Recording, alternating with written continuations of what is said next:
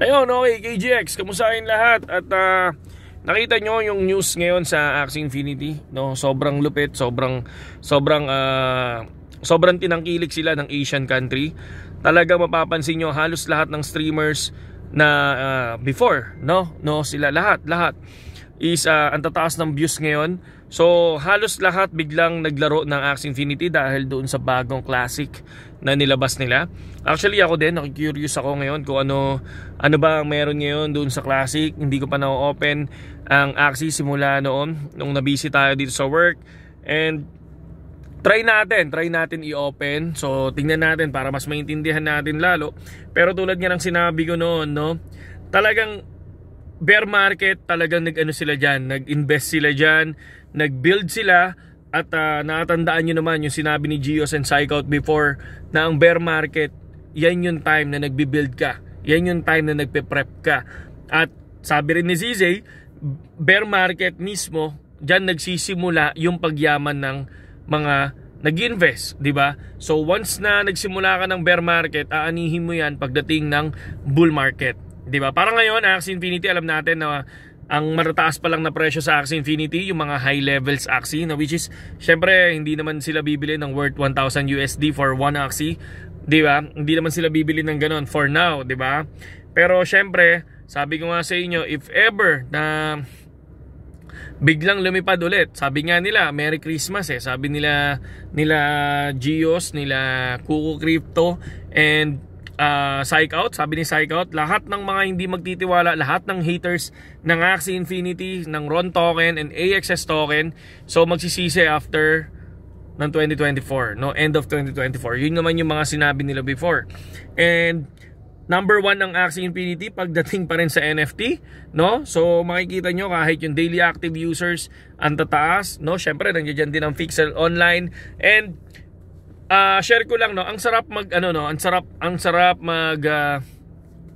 scalping sa Berry token, no. Kung mapapansin niyo yung video natin is nagbenta tayo ng 0.077 and then bumagsak ng 0.055 and then dun tayo bumili ulit. And then ngayon tumaas na naman ng 0.063. So, di ba? Kumbaga ang sarap mag-scalp. Kaya lang medyo na-hype ngayon ang Axie. Hindi natin alam, baka biglang lumipad dyan. Kumbaga lagi niyong tatandaan, ang SLP and AXS talagang biglang lumilipad yan. Biglang lumilipad mga idol, no? Tulad ng sinabi ko, pag lumipad yan, lipad. Pag bumaksak, bagsak. Yun yung nila, yun yung nangyayari dyan, no? Pero still, talagang may bumibili, talagang may naglalaro, no? Ibig sabihin, may naglalaro ng token pa rin na Axie Infinity. Berry token, talagang ang daming no? Kung ikaw talagang lagi mo nababantayan yung price ng Berry token, naglalaro siya ng 0.08, tapos babagsak siya ng 0.049, lilipad ng 0.077, tapos babalik ng 0.055, ganun. Yun yung mga laro ng Berry token na kung napapansin nyo And syempre, lahat ng coin natin ngayon is nakastay lang. Sabi ko nga sa inyo, ako marami akong coin, marami akong platform, no. May Binance ako, may BitGet ang lagi kong pinapakita, OKX tsaka BingX, di ba? So BitGet, nagtitiwala ako diyan, tulad nga ng sinabi ko, masyadong si Miss Gracie Cheng, masyadong yung niya, no, lagi siyang para siyang si ZZ, no, laging nag-update. Kaya lang kung mapapansin nyo, simula nung nawala si ZZ Binance, no, si CZ as a CEO ng Binance, 7,300 Bitcoin na ang nag-withdraw sa Binance, di ba?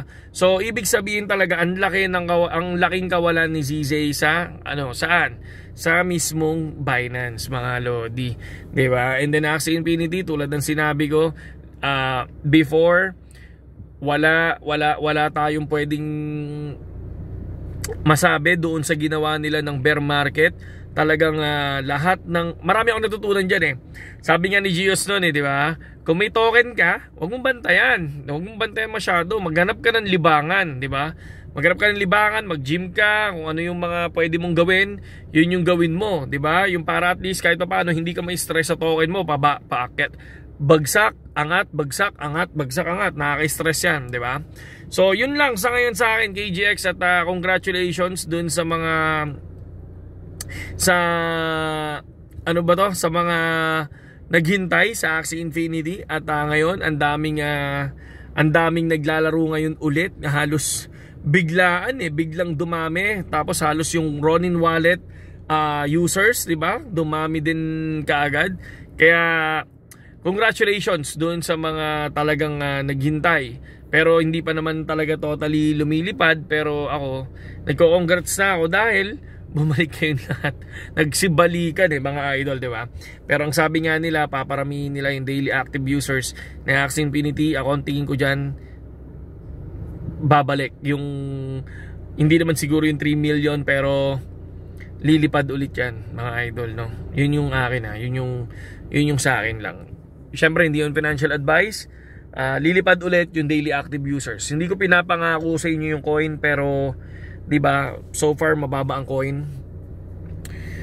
'Di ba? Nasa inyo na 'yan, 'di ba?